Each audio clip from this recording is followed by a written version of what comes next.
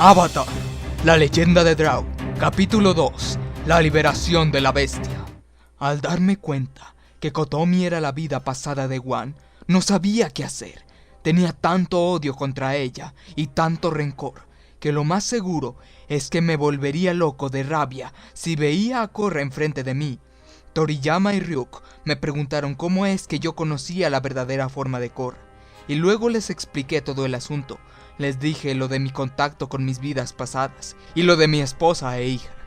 Luego de escucharme, el par de espíritus se horrorizaron.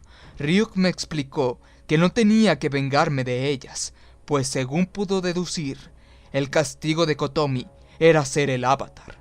Yo le pregunté cómo era eso posible. Él me dijo que normalmente en una vida se castiga o se premia según tu vida anterior. A lo que se refería era que si hiciste un gran daño en tu vida, en la siguiente lo pagarías, ya fuera sufriendo lo mismo que hiciste sufrir, o arreglando las vidas del mismo número de personas a las que les hiciste daño. Kotomi era una rareza, pues se había convertido en un cúmulo de varias vidas ennegrecidas y manchadas. Por eso su deformación espiritual era más grande que la mía. Y no solo eso, la parte de mi alma oscurecida era diferente a lo que era la de Kotomi, pues mi deformación nació solo de sentimientos oscuros, mientras que la de Kotomi surgieron por acciones malévolas. Por esa razón, la castigaron siendo el avatar por tantas vidas, pues sus actos malvados rebasaban por mucho a los de muchas almas. Era casi un completo demonio.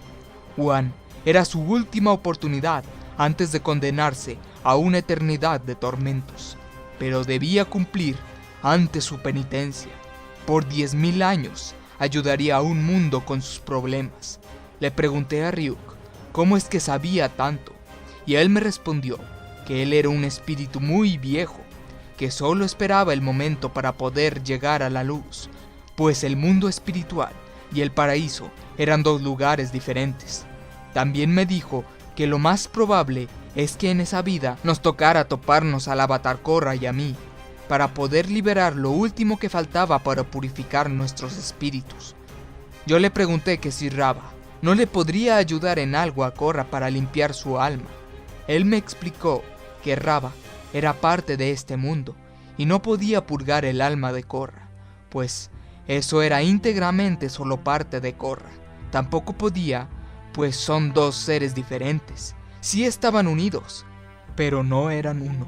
Ryuk me aseguró que si yo perdonaba a Korra en esa vida, ella y yo seríamos libres y podríamos vivir sin tener que pelear nunca más.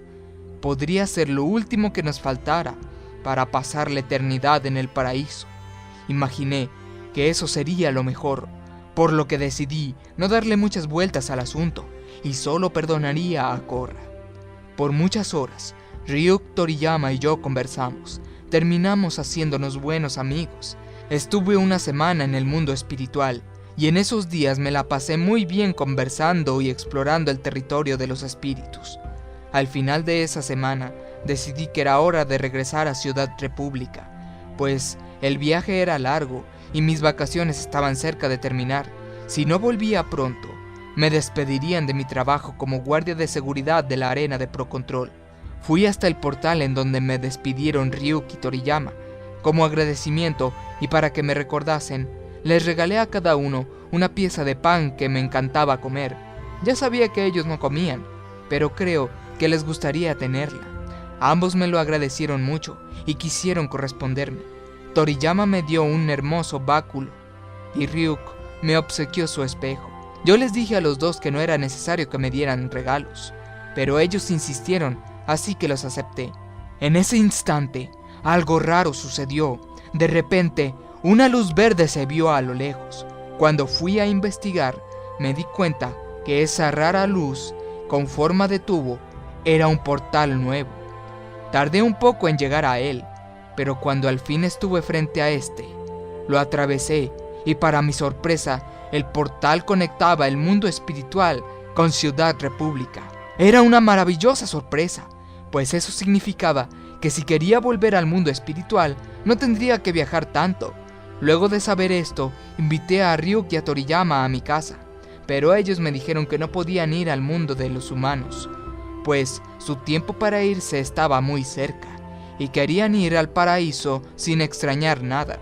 Aunque les insistí, ellos dijeron que no podían acompañarme, su tiempo había terminado, y ya debían ir a la luz. Después de eso, nos dijimos adiós por última vez. Me fui pensando en que lo mejor sería visitarlos antes de que se fueran, solo para pasar más tiempo con ellos. Como llevaba un tiempo fuera de mi casa, decidí regresar en el acto. En eso, me topé con Mako y con Bolin, quienes me pusieron al tanto de todo. Lo que pasó fue que una malvada dictadora llamada Kuvira había creado una especie de traje mecánico gigante, armado con una especie de cañón espiritual. Al principio no podía creerles, pero al ver lo que había pasado con la ciudad, entendí que todo era cierto. Resulta que esta mujer atacó Ciudad República, y su arma, la cual hizo explosión, dio origen al nuevo portal. Yo les dije que no comprendía muy bien lo que me decían, pero nada más explicaba la existencia de ese portal. Ese día, me invitaron a la boda de unos de sus amigos, llamados Chun-Li y Barrick. Como ya llevaba un tiempo sin verlos, decidí unírmeles y platicar. No podía esperar a decirles todo lo que sabía y las cosas que había aprendido a hacer, pero me reservé todo para la boda. Una vez en la boda, me encontré con el avatar Korra, y para mi sorpresa, nada sucedió. Me controlé, como si nada, y seguí normal en la fiesta. Luego saludé a su amiga Asami, a quien nunca había visto, pero por alguna razón se me hacía muy familiar, además de hermosa. Creo que nunca antes había visto una mujer como ella, tan bella, y por lo que me enteré, con un corazón tan grande y tan bondadoso, pues Asami le cedió la mansión que tenía a la inmensa familia de Mako y Bolin. Creo que me había enamorado de ella en el instante que la vi. Recuerdo que Asami y yo hablamos por un rato. Yo tomé algo de agua, cuando inesperadamente, esta se me derramó, y en el momento que decidí levantar el vaso, el espejo que Ryuk me había dado se me salió de la bolsa y reflejó a Asami, revelando su verdadera forma espiritual, la cual no era otra que la de mi misma maldita y difunta esposa. Sí, Asami era la reencarnación de Aoki, y al igual que Kotomi, su alma estaba deformada, con una semejanza tremenda a la de su amante lésbica. Mas sin embargo, eso ya no me importó, y lo único que hice fue guardar el espejo y seguir con la charla. Pero en eso me di cuenta que ella se había ido antes de que me levantara luego de recoger el espejo. Entonces decidí ir con Mako y Bolin para conversar. Les conté que tenía poderes nuevos y cosas por el estilo. También les mostré mi puntería y cosas así. Ellos se impresionaron y se maravillaron. Luego llegó Tenzin, quien había detenido a Barrick, el recién casado, pues este quería usar uno de los trajes de Maestro Aire para ver si podía volar. Después comenzamos a hablar los cuatro, pero justo en ese momento, algo pasó. Mis ojos se pusieron rojos y el pelo se me erizó. Las uñas y mi cabello junto con mis dientes comenzaron a crecer. Me tiré al piso y luego lo perforé con mis manos haciendo una tremenda rasgadura. Tenzin, Mako y Bolin trataron de ayudarme, pero yo solo gruñía como un can. Luego de un momento me reincorporé y me levanté del piso, pero claro, tenía que dar explicaciones.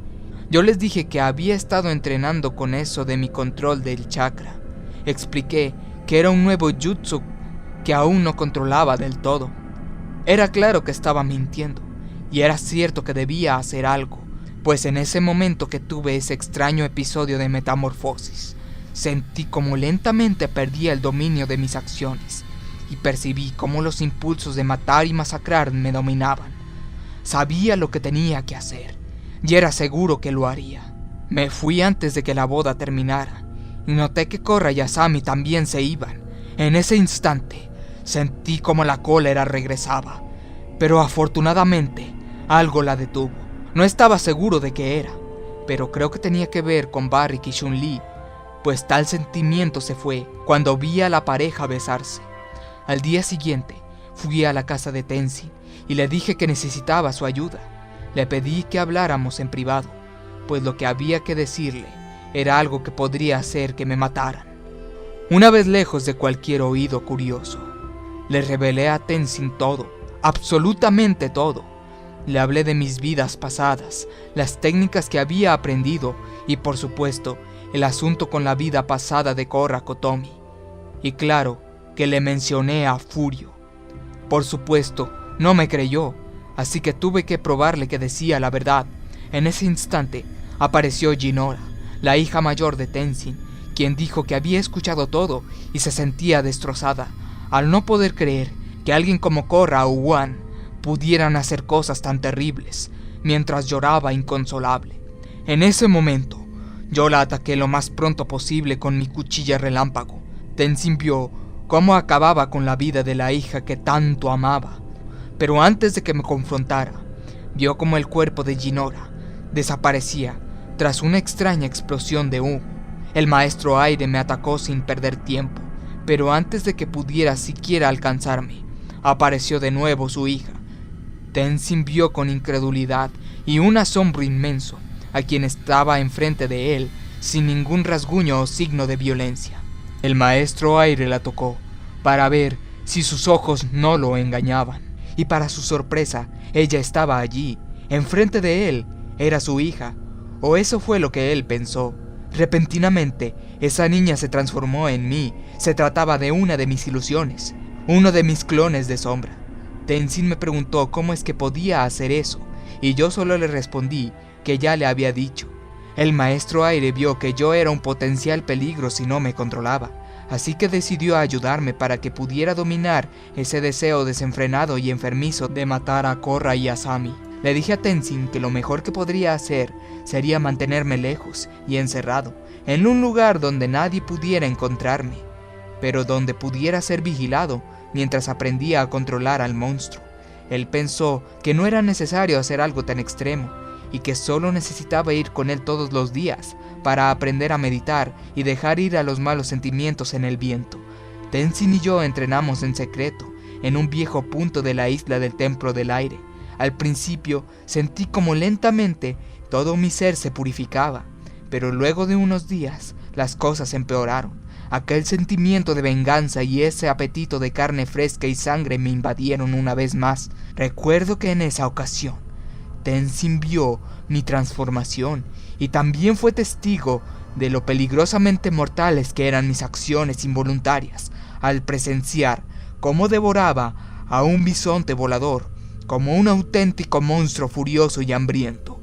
No tardó en hacer planes para que me fuera a una locación secreta cerca de la ciudad Zhao Fu, bajo el cuidado de su Jin Beifong. Tomé el tren hacia la ciudad, cargado de provisiones y con los manuscritos sobre autocontrol y algunas lecciones más de los maestros aire para desligarse de las emociones negativas.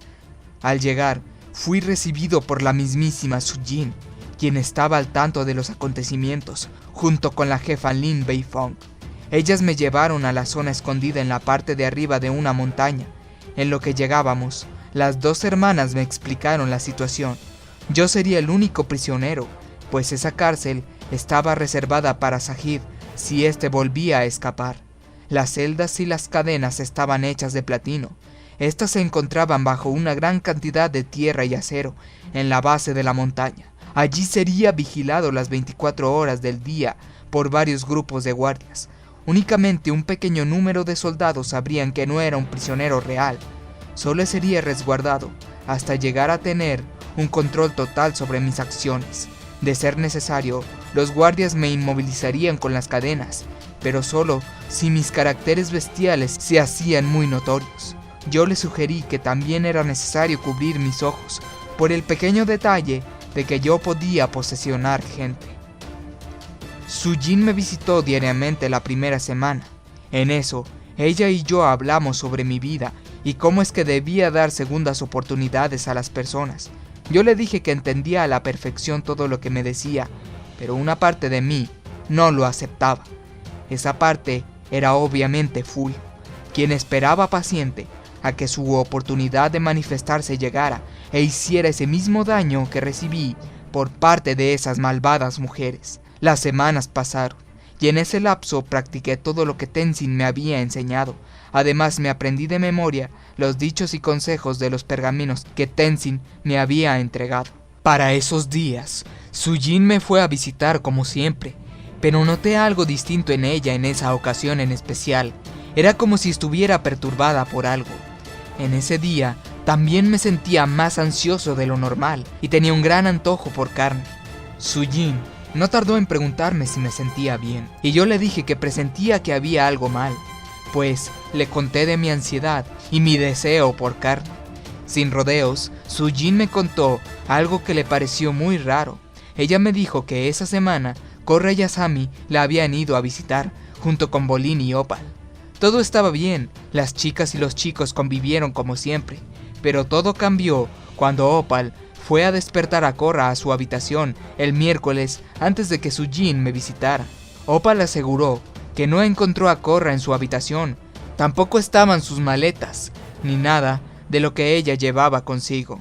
En el cuarto que Wan le había enseñado días atrás, ella pensó que quizás solo se había equivocado de habitación o que Korra no traía muchas cosas con ella y se había ido a entrenar temprano en la mañana. Luego se fue a buscar a Asami. Opal tocó la puerta de la chica y para su sorpresa, esta estaba abierta. Entonces entró y vio a Korra dormida en esa cama. Ella imaginó que solo se había equivocado de cuarto y que Korra estaba instalada allí, pero luego de entrar encontró a Asami dormida a su lado, pero no sabía por qué, si en su casa había habitaciones de sobra. Al escuchar esto, sentí como la bestia en mi interior despertaba, e incluso surgieron un rugido acompañado por un ladrido. Soné exactamente igual que un auténtico lobo enfadado. Sujin se levantó y en ese instante me ordenó que me controlara, pero yo le dije que ya no tenía de qué preocuparse, pues ya había logrado progresos en mi dominio. Ella me pidió que lo demostrara. Entonces le pedí que extendiera su mano, la cual toqué con mis garras.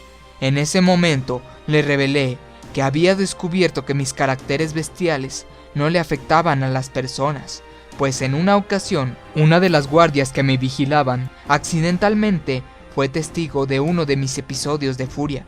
De hecho, fue casi mi víctima, pues destrocé gran parte de su armadura con mis garras, pero a ella no le había pasado nada. Luego de escucharme, Sujin dijo que mi garra no solo no la lastimaba, sino que se sentía como si fuera la pluma de un pájaro.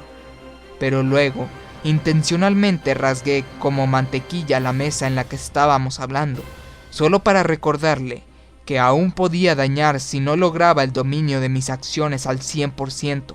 Al instante, volví a rugir y mi pelo creció, incluso mi voz se hizo un poco más grave. En eso, Sujin me preguntó por qué seguía cambiando. Le contesté que no sabía, pero que no se preocupara, pues por alguna extraña razón, ningún sentimiento malvado ni ningún instinto aparecieron. Solo cambiaba físicamente, pero no tenía el más mínimo deseo por atacar. Entonces me senté en la silla y esperé que mi transformación terminara. Tan solo unos minutos después, regresé a la normalidad. Luego de eso, volví a mi celda.